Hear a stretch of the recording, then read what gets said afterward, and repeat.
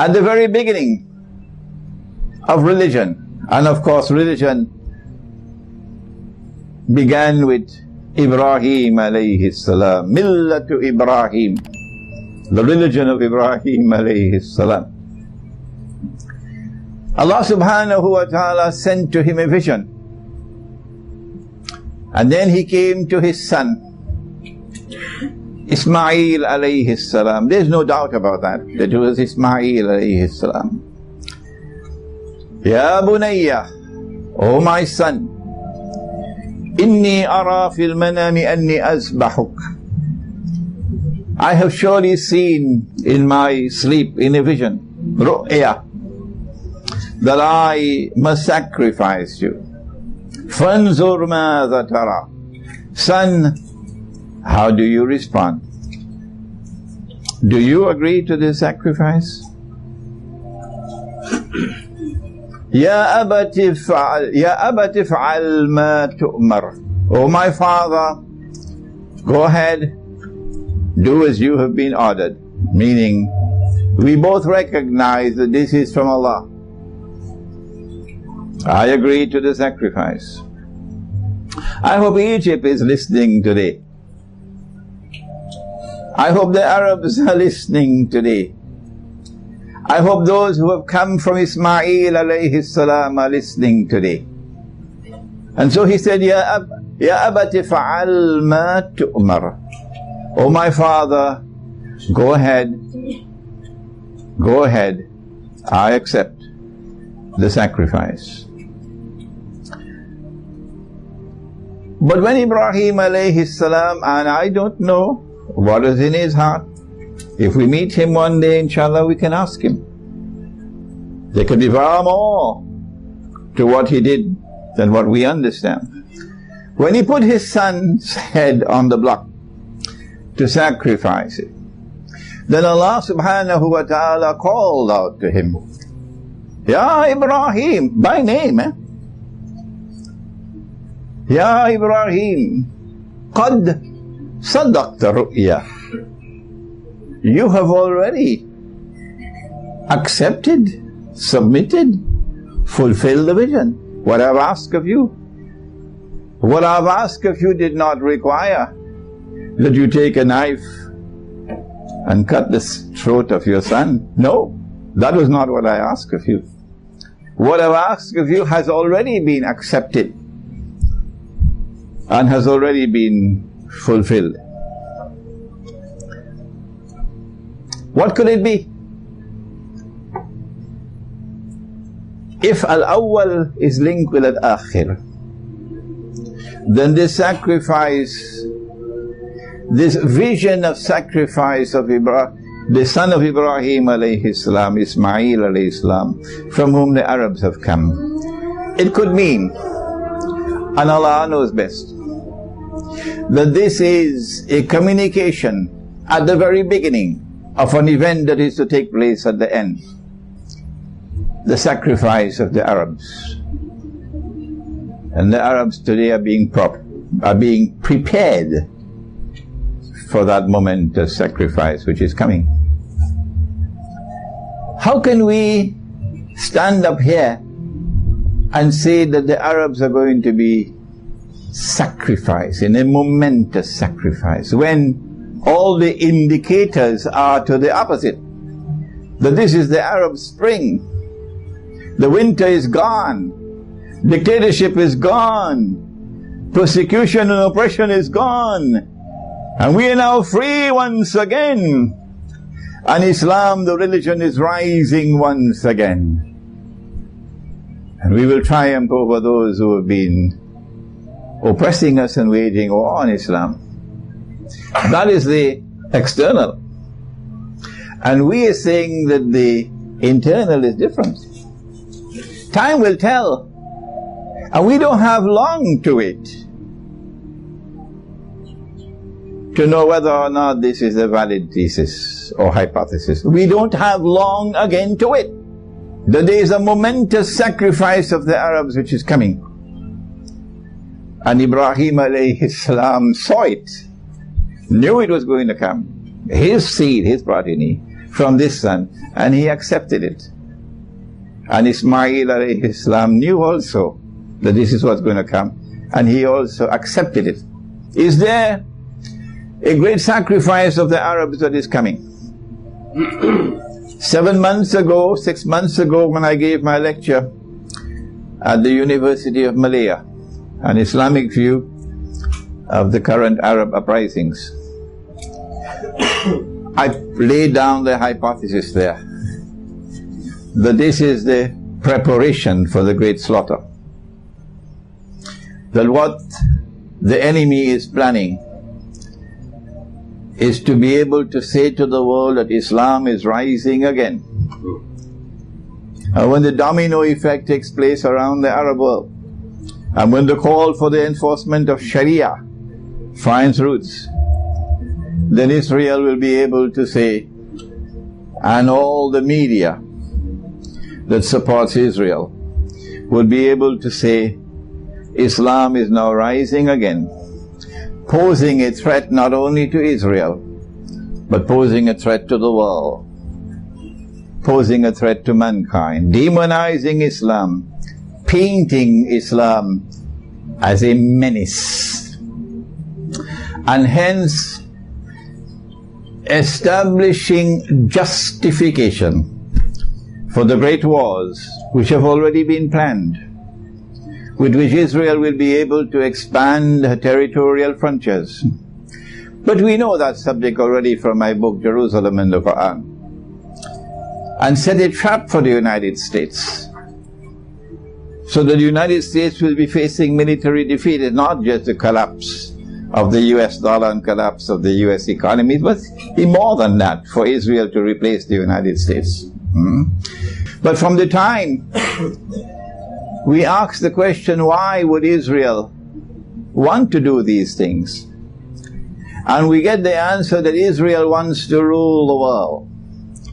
But when they said in Europe that all that we want to do is to provide a home for the Jewish people, and they issued the Balfour Declaration in 1917, we say that was a lie.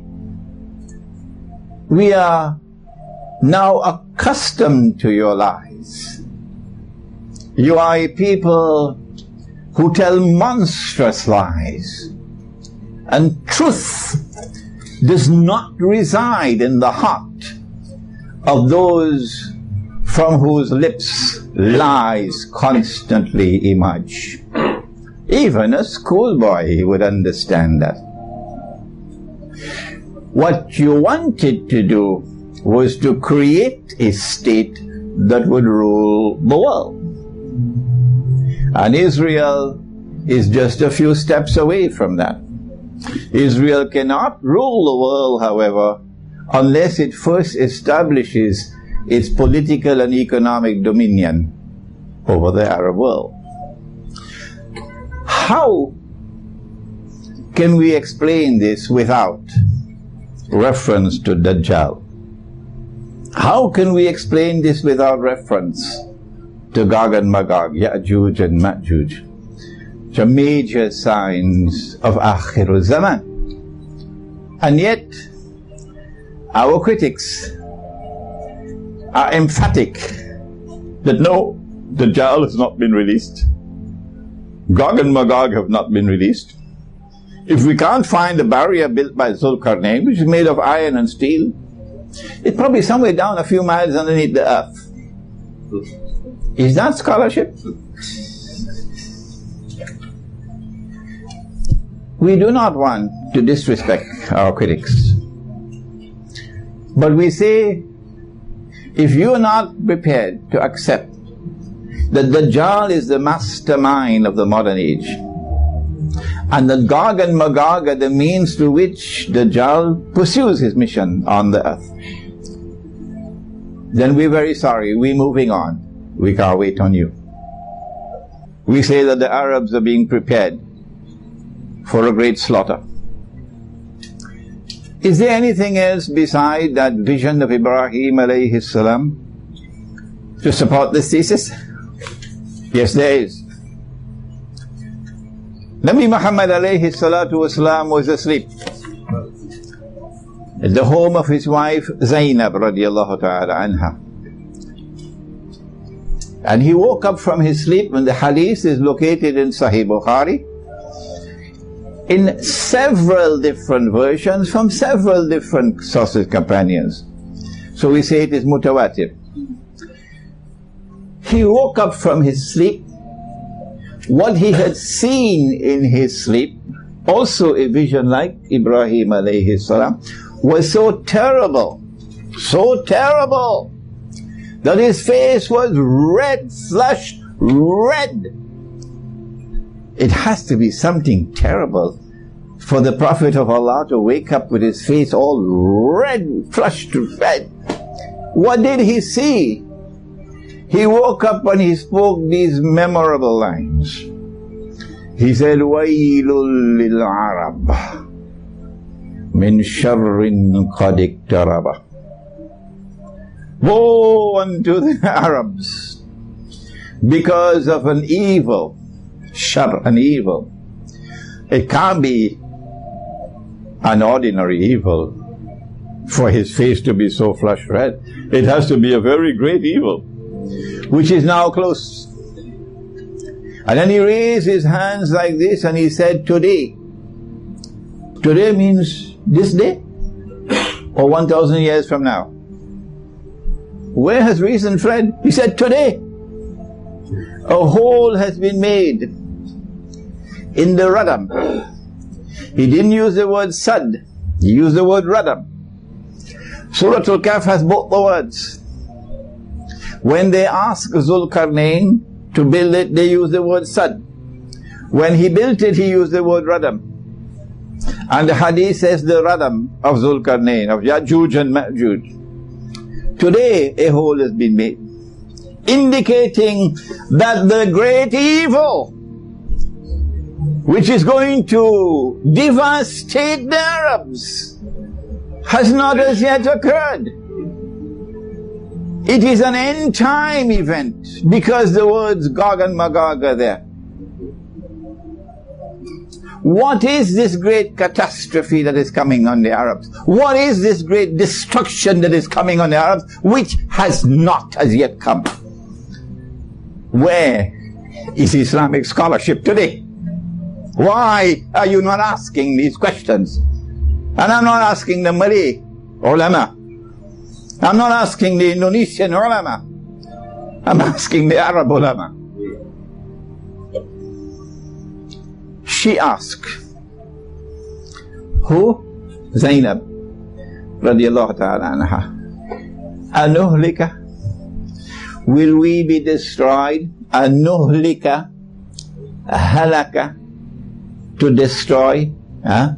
Will we be destroyed? This is the word she asked. Will we, the Arabs, be destroyed when there are righteous people amongst us? The hadith is in Sahih Bukhari. He said, Na'am, yes. And then he went on to use words I never understood until recently. Until I saw the pathetic state of Islamic scholarship today. And the even pathetic state of those who lead Muslims today. He said, إِذَا كَثُرَ الْخَبَثِ, when the scum prevails, then it will come. And today, the scum prevails. They have eyes and yet they cannot see. They have ears and yet they cannot hear.